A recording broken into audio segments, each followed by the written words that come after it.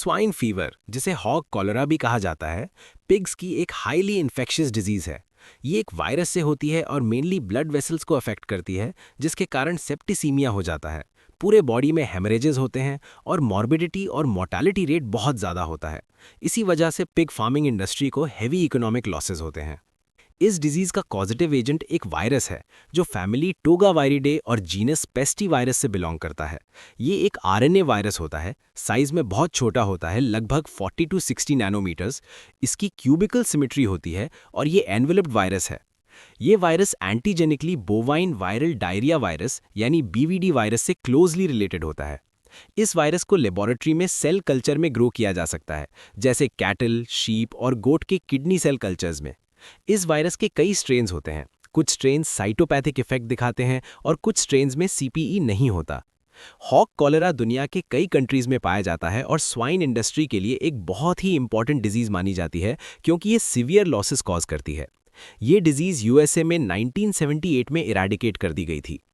Virus का transmission mainly inhalation और injection के थ्रू होता है। पिग्स को कंटैमिनेटेड गार्बेज फीड करना इन्फेक्शन का सबसे इंपॉर्टेंट और कॉमन सोर्स माना जाता है। जब वायरस बॉडी में एंटर करता है तो सबसे पहले टॉन्सिल्स में पहुंचकर मल्टीप्लाई करता है।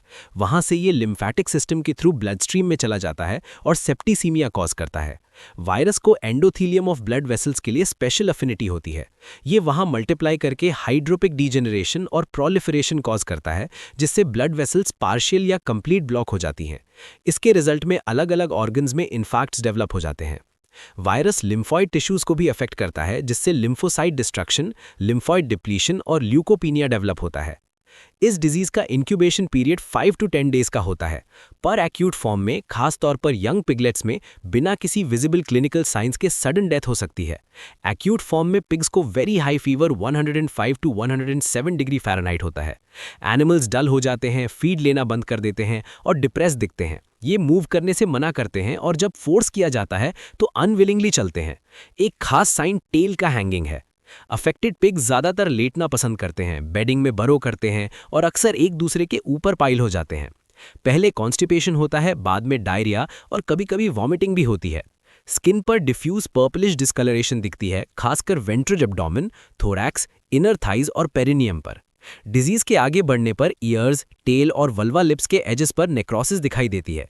अर्ली स्टेजेस में नर्वस साइंस जैसे सर्कलिंग, इनकोऑर्डिनेशन, मस्कुलर ट्रेमर्स और कन्वल्जन्स भी देखे जा सकते हैं। एक्यूट डिजीज का कोर्स लगभग 5 टू 7 डेज का होता है। क्रॉनिक फॉर्म में डिजीज माइल्ड होती है और ये यूजुअली लो विरुलेंट स्ट्रेन्स की वजह से होती है। एक्यूट फॉर्म के कई क्लिनिकल साइंस यहाँ भी प्रेजेंट होते हैं, लेकिन इंटेंसिटी कम होती है। इस फॉर्म में स्किन लीजन्स कॉमन होते हैं और आजकल क्रॉनिक फॉर्म ज़्यादा कॉमनली देखी जा रही है। वायरस प्रेग्नेंट साउस को भी अफेक्ट कर सकता है, जिससे फीटल रिजॉर्प्शन, ममिफाइड फीटसेस, स्टिल बर्थ्स और कंजेनिटल एनोमलीज जैसे सेरेबेलर हाइपोप्लेसिया पिगलेट्स में हो सकती है। पोस्टमार्टम एग्जामिनेशन में पेटिकियल हेमरेजेस सेरस और म्यूकस मेम्ब्रेन्स पर दिखाई देते हैं। ये हेमरेजेस स्पेशली किडनी कैप्सूल के नीचे, आइलियोसीकल वाल्व, यूरिनरी ब्लैडर, लैरिंग्स और लिम्फ नोड्स में क्लियरली नोटिसेबल होते हैं। गॉल ब्लैडर म्यूकोसा का इन्फेक्शन हॉग कॉलरा का ऑलमोस्ट पैथोग्नोमिक लीजन माना जाता है। कभी-कभी कोलोन में सर्कुलर रेज्ड बटन अल्सर्स भी दिखते हैं, लेकिन आजकल ये कम देखे जाते हैं। हिस्टोपैथोलॉजी में एक बहुत important legion non suppurative encephalitis होता है और साथ ही ब्लड वेसल्स के लीजन्स भी नोटिस किए जाते हैं।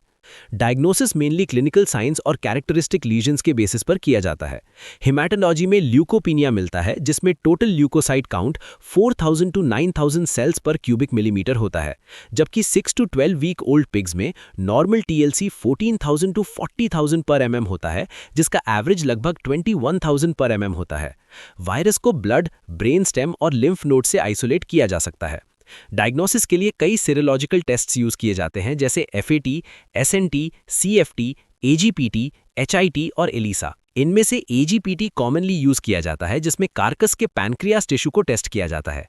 इंट्राडर्मल टेस्ट और एनिमल इनोक्यूलेशन टेस्ट भी यूज किए जा सकते हैं। हॉग कॉलरा को swine erysipelosis, salmonellosis, anthrax, acute pasteurellosis, salt poisoning और अफ्रीकन स्वाइन फीवर से डिफरेंशिएट करना जरूरी होता है। सॉल्ट पॉइजनिंग में ब्रेन में इयोसिनोफिलिक पेरीवैस्कुलर कफिंग एक बहुत कैरेक्टरिस्टिक फीचर होता है। ट्रीटमेंट में मेनली हाइपर इम्यून सेरम का यूज होता है, जो 50 टू 100 ml सबक्यूटेनियस रूट से दिया जाता है और साथ में सपोर्टिव और सिम्टोमैटिक ट्रीटमेंट दिया जाता है।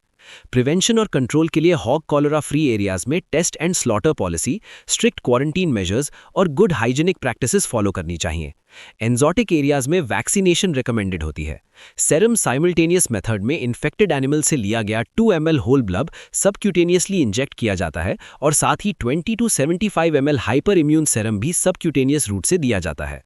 इनएक्टिवेटेड वैक्सीन्स भी यूज होती हैं, जिसमें इन्फेक्टेड एनिमल का ब्लड कलेक्ट करके उसमें क्रिस्टल वायलेट ऐड किया जाता है और 5 to 10 ml वैक्सीन सबक्यूटेनियस दिया जाता है, या फिर फॉर्मेलिन इनएक्टिवेटेड वैक्सीन का यूज होता है।